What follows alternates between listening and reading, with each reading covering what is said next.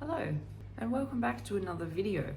Today's topic I wanted to just have a quick discussion with you about was charging a deposit for taking on new clients. Now, this was definitely a game changer for my business. It helped me sift through a lot of the time wasters.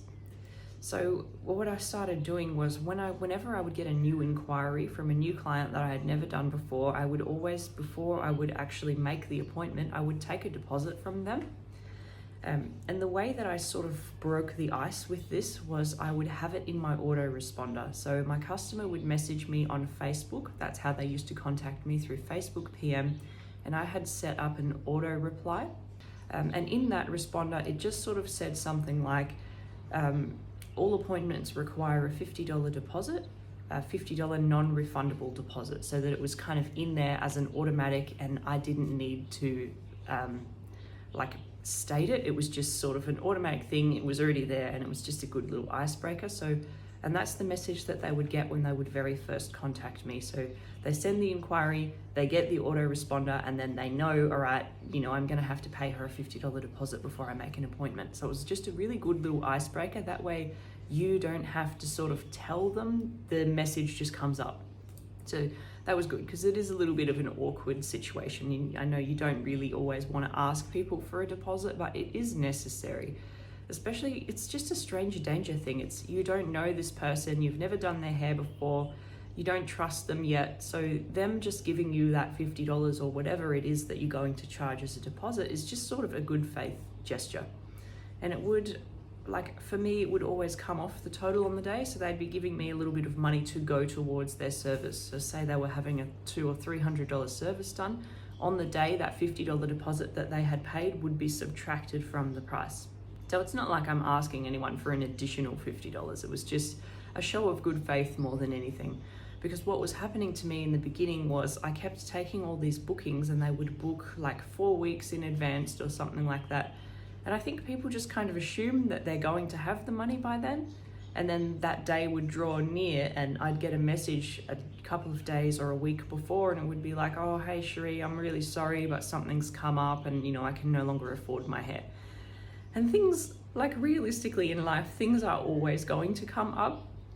And, it was inconveniencing me. It's like, well, I have things coming up too. I have to run a business, I need income too. So I found that it stopped that from happening. It stopped people just sort of backing out of it at the last minute, once they had put the money down.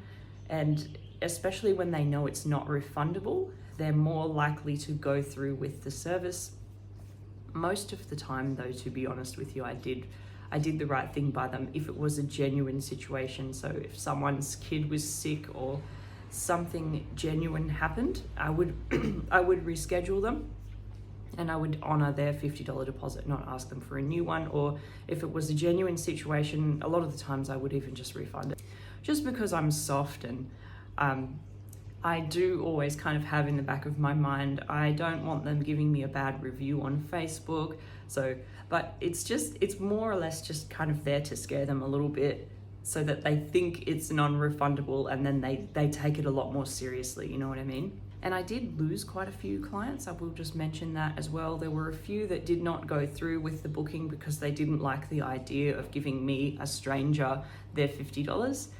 And I think that this is a good thing. I think if they're not willing to put down money, then they're not really serious. And it would take 2 seconds of research to have a look on my Facebook page, have a look at my reviews and realize that I am a legitimate business. I'm not just a scammer. Yeah, so let those ones go that don't pay you the deposit. Don't worry about keeping them around because they're just time wasters anyway, I guarantee it. And those are the ones that won't put down a deposit that are kind of on the fence about it anyway. They're like, oh, I'll just make the appointment and we'll just see, I might get it done. No one's wasting my time. So this just is putting a prevention method in to stop allowing people to waste your time. So I highly recommend. When it comes to rebooking, I'm not as strict with a $50 deposit. For me, it was more of just a new client thing.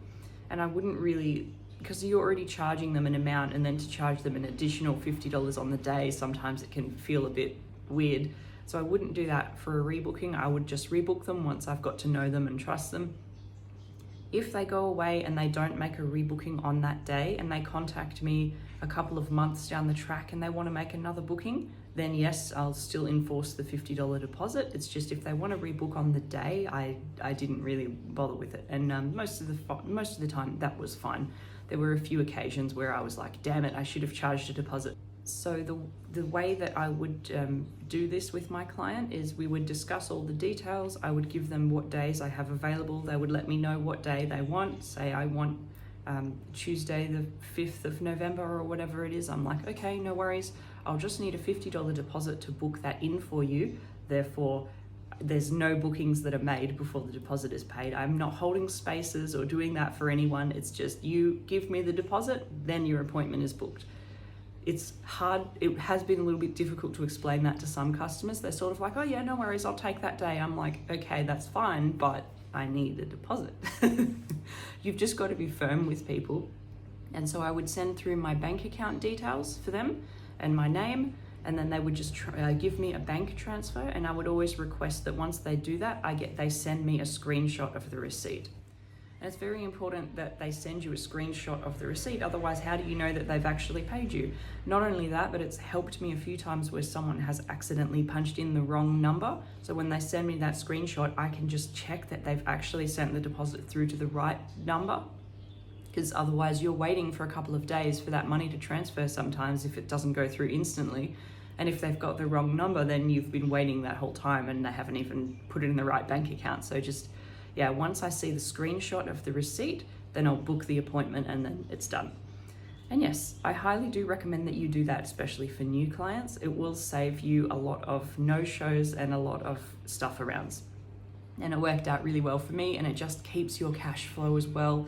If you're really short one week, that $50 or whatever it is, that might help you buy your product to actually do the hair, you know? So it just helps keep things flowing a little bit easier as well. And yeah, that's my opinion on deposits and what I used to do. So I hope that has been a little bit helpful for you, and hopefully you're going to start charging some deposits now and avoiding time wasters. See you next time. Bye.